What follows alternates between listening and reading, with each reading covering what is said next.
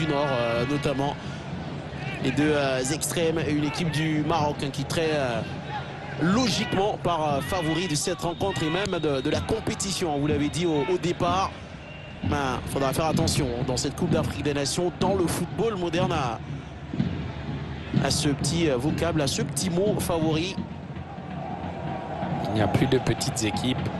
Et vous parliez à l'instant de l'extrême qu'il y a en termes de géographie entre ces deux pays qui sont très probablement les deux pays les plus éloignés même d'ailleurs du continent africain. Pas sûr que cette différence-là soit similaire lorsqu'il s'agit de parler des équipes en termes de football. L'Afrique du Sud a clairement aujourd'hui des chances à saisir et un bon coup à aller jouer, pourquoi pas, dans une Coupe d'Afrique des Nations où on est persuadé, on n'est pas au bout de nos surprises. Allez, pas du tout, avec déjà le Maroc qui a le ballon. Azzedine Ounahi, l'excellent Azzedine Ounahi depuis l'entame de cette Coupe d'Afrique des Nations, même si on ne le retrouve pas aussi étincelant, aussi brillant du côté de l'Olympique de Marseille, le milieu de terrain, l'ancien milieu de terrain d'Angers. Et du RC Strasbourg également qui s'épanouit clairement dans cette équipe, et ça a été le cas déjà au Qatar il y a un an à peine. Alors que là on voit, il y a un coup qui est donné à Zouane, parlant de la forme de Azzedine Ounahi. C'est 2 buts avec l'Olympique de Marseille en 11 matchs cette saison dans cette Coupe d'Afrique des Nations. Il illumine le jeu du Maroc, ce garçon formé à l'académie Mohamed VI, faut-il le rappeler. Ça, comme quoi la formation qui est la base de tout succès, et Azzedine Ounahi qui est pour moi l'un sinon l'homme côté marocain du premier tour de cette compétition, avec notamment Sofiane Amrabat également dans le milieu de terrain, mais Azzedine Ounahi qui s'épanouit clairement du côté de... Allez, attention avec ce ballon dans les pieds de Makbouka dans la surface de la réparation, une faute peut-être, oui, finalement il y avait même une position d'hors-jeu.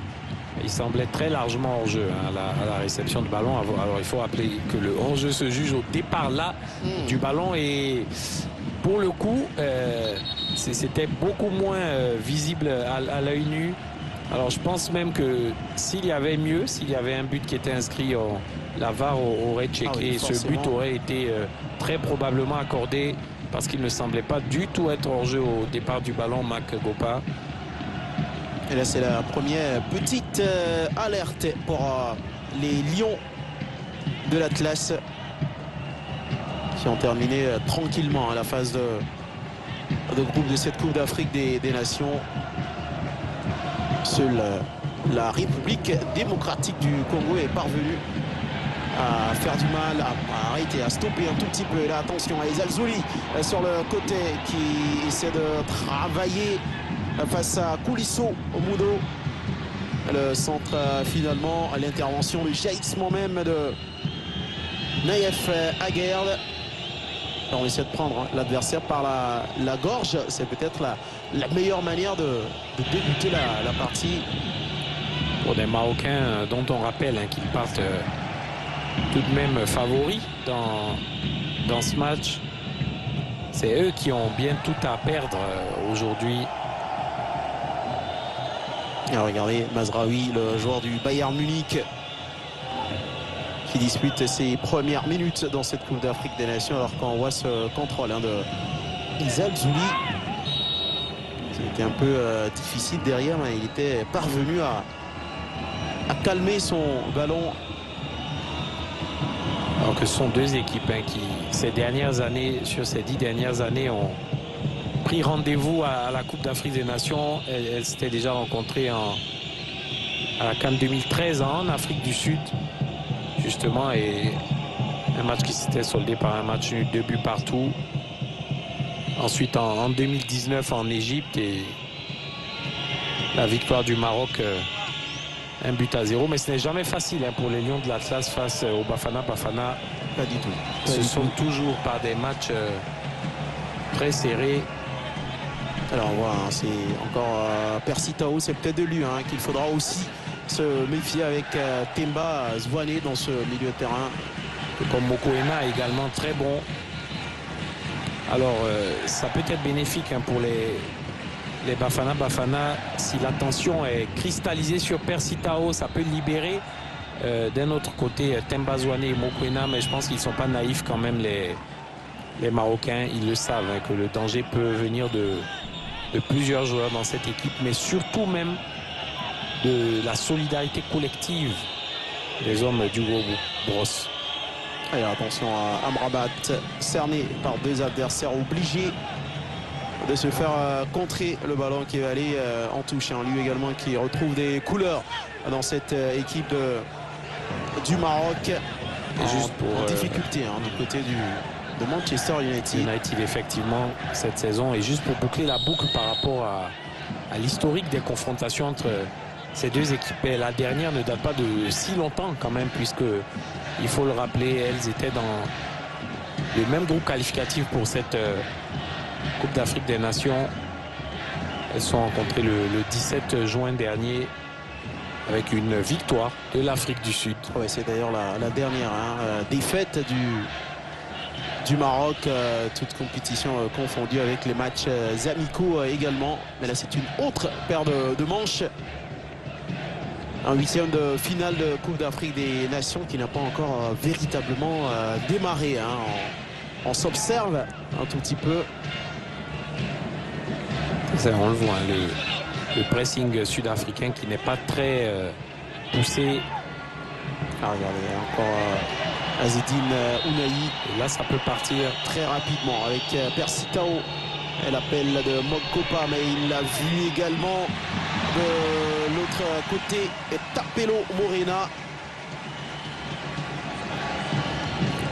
Alors que on revoit la très belle intervention de Mvala, lui aussi hein, défensivement depuis le début de cette Coupe d'Afrique des Nations. C'est du solide hein, derrière le défenseur de Mamelodi Sundowns. Et elle sait, hein, cette équipe-là, qu'elle ne part pas à favori et qu'elle doit faire attention au Maroc. Et c'est d'ailleurs une équipe dans cette CAN qui... Alors, attention à Achraf Hakimi qui a le ballon aux alentours de la surface de réparation. Il a un bon pied gauche, il peut armer. Et finalement la porte qui s'est refermée autour du latéral du Paris Saint-Germain. Et c'est dans ce style-là qu'il est un poison, Achraf Hakimi, pour ses adversaires, avec ce surnombre hein, qu'il apporte en phase offensive. Là, il arrive parfaitement avec ce contrôle orienté à s'incruster entre les deux Sud-Africains, Percy Tau et Modiba, pour repiquer dans l'axe comme ça et se mettre en situation de frappe. Et on avait encore Mvala hein, qui était là, c'est lui qui contre ce tir, effectivement. Ce ballon de Achraf Hakimi. Et il y a du boulot.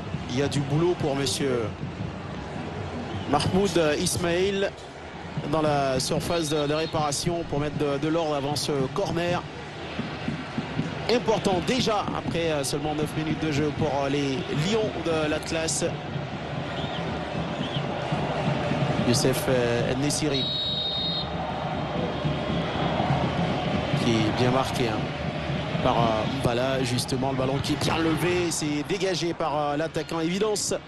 Magopa, ça revient à Azzedine Ounahi de la tête, duel aérien gagné. De nouveau attention à Youssef Nessiri et la sortie là de la part de Ronwan Williams. Et alors que le drapeau hein, s'était levé au passage. C'était levé. Et un Williams, hein, on se rappelle également au premier tour qui nous avait impressionné, notamment lors de la victoire 4-0 face à la Namibie, qui là encore, hein, on le voit, et bien sûr ses appuis jusqu'au dernier moment. Ce moment où il gicle là dans les pieds de Youssef Nessiri pour dégager ce ballon. C'est toujours bien pour un gardien de but, même si pour le coup il y avait un jeu sous les yeux de Hakim Ziyech. Malheureusement, on l'a dit, blessé et forfait. Il n'est pas sur le banc de touche hein, impliqué sur 2 buts de cette équipe marocaine. Un but et une passe décisive. Mais qui va devoir regarder ce match depuis les tribunes. Lui qui est le dernier buteur marocain face à l'Afrique du Sud. Effectivement. Et il y a quelques pertes de balles dans le milieu de terrain et ça fait les affaires de Amrabat et ses partenaires.